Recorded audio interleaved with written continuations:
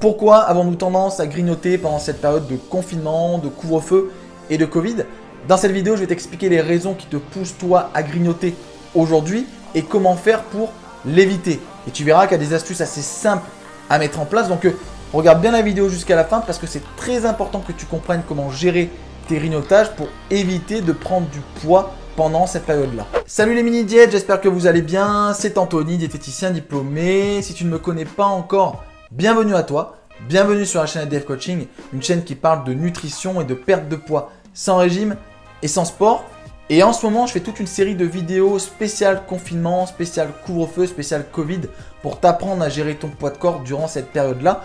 Donc si tu es intéressé par ce type de contenu, abonne-toi, active la cloche, comme ça tu recevras des notifications dès que je sors du contenu. Dans cette vidéo, nous allons aller droit à l'essentiel. On va d'abord déterminer les raisons qui te poussent à grignoter et ensuite je te donnerai des astuces très simples à mettre en place pour l'éviter. Pourquoi avons-nous tendance à grignoter plus pendant cette période de confinement? Il y a en fait deux raisons à cela. Première raison qui explique que l'on grignote pendant cette période, c'est pour faire passer le temps.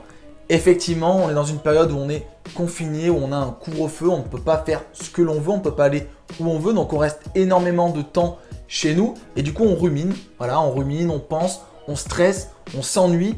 Et qu'est-ce qui se passe quand on s'ennuie ou quand on stresse? Et bien du coup on mange plus. Et souvent ce que l'on va prendre comme aliments, ce ne sont pas des aliments qui sont bons entre guillemets pour la santé, ce sont des aliments qui sont très caloriques et peu volumineux. Ça veut dire qu'ils prennent très peu de place dans ton estomac, donc tu vas pouvoir en manger énormément avant de ressentir la sensation de faim. Et surtout, ils apportent énormément de calories, donc c'est beaucoup plus facile pour toi de prendre du poids du coup avec ces aliments-là. Deuxième raison qui paraît logique, c'est par faim, tout simplement. Ça veut dire que tu t'ennuies pas forcément, tu stresses pas forcément, mais tu as tout le temps faim. Voilà. Ça veut dire que toute la journée, tu ressens cette boule au ventre et quand tu sors des repas, tu n'es pas assez rassasié, ce qui fait que quelques heures après, tu as envie de manger encore une fois. Et donc, tu te retrouves à grignoter tout au long de la journée de manière anarchique et aléatoire avec des aliments qui ne sont pas forcément intéressant d'un point de vue nutritionnel pour la santé. Donc la première chose à faire, c'est déjà de déterminer la raison qui te pousse à grignoter. Soit c'est la raison numéro 1, soit c'est la raison numéro 2. Logique. Si tu grignotes pour faire passer le temps, ça va être très simple. Il va falloir que tu occupes ton esprit. Comment occuper ton esprit? Il va falloir que tu te mettes à lire peut-être des livres, à faire des mots croisés, peut-être à jouer aux jeux vidéo, regarder une série, mettre un film, regarder des vidéos sur YouTube.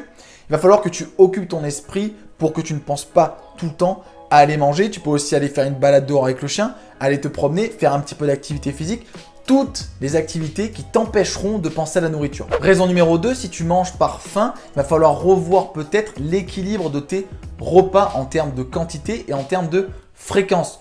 Ce que je te conseille de faire, c'est de faire plusieurs petits repas par jour. Tu peux commencer par faire un petit déjeuner, un midi et un soir et ensuite rajouter des collations entre les repas, mais des collations qui seront prévues avec des quantités précises. Par exemple, tu sais que tu vas manger un fruit à 10 h, un fruit à 4 h ou une barre chocolatée à 10 h, une barre chocolatée à 4 h. Tu vas le prévoir dans ta journée et ça va plus être aléatoire. Le fait de faire ça va te permettre de gérer beaucoup plus facilement tes grignotages parce que si tu arrives à 4 h et que tu ne sais pas du tout ce que tu vas manger, qu'est-ce que tu vas faire? Tu vas aller te jeter dans tes placards, tu vas aller prendre plusieurs petits gâteaux, tu vas manger sans vraiment comprendre pourquoi tu es en train de manger et du coup, tu vas avoir des grignotages qui vont être plutôt impulsifs. Ce qui est néfaste du coup parce que tu vas apporter énormément de calories en très peu de temps. Tu vois, c'est un petit peu pareil quand tu vas au magasin, quand tu vas faire tes courses, tu prévois une liste avec un nombre d'aliments et une quantité à prendre et c'est justement comme ça que tu arrives à gérer ton budget parce que si tu vas au magasin sans prévoir de liste, il y a de fortes chances que tu prennes énormément d'aliments et que tu dépenses plus que ce qui était prévu. Et bien pour les grignotages, c'est exactement la même chose, il faut que tu les anticipes et que tu structures des repas précis. Ensuite, si tu as faim tout au long de la journée, cela veut peut-être aussi dire que tes repas principaux ne sont pas assez conséquents en termes de quantité. Donc ce que je peux te conseiller, moi, à mon échelle, là, sans te connaître véritablement ton profil, c'est augmente les féculents le midi, augmente les féculents le soir. Donc oui, tu peux prendre des féculents le soir, ça ne fait pas plus grossière que le midi. D'accord? Ensuite, augmente les légumes à chaque repas. Prends peut-être des légumes en entrée aussi.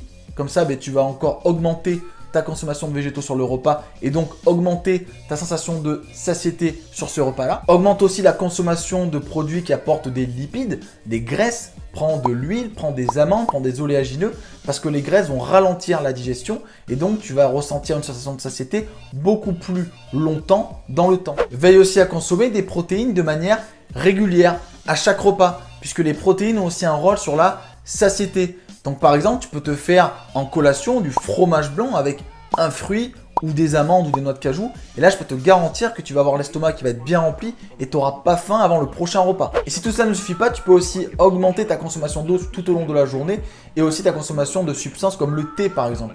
Comme ça, dès que tu as une petite faim, tu prends un bol de thé, tu prends de l'eau et là, ça va déjà te calmer aussi un petit peu la faim pendant quelques temps. Petit aparté, les grignotages sont aussi un problème avec les personnes qui veulent perdre du poids. Tu vois, moi j'ai pas mal de mes suivis qui, avant de me rencontrer, avaient des soucis avec le grignotage. Et justement, en fait, souvent, en rééquilibrant leur repas, en restructurant sur des repas précis et en leur permettant d'avoir plusieurs petits repas sur une journée, eh bien, ça limite considérablement les grignotages.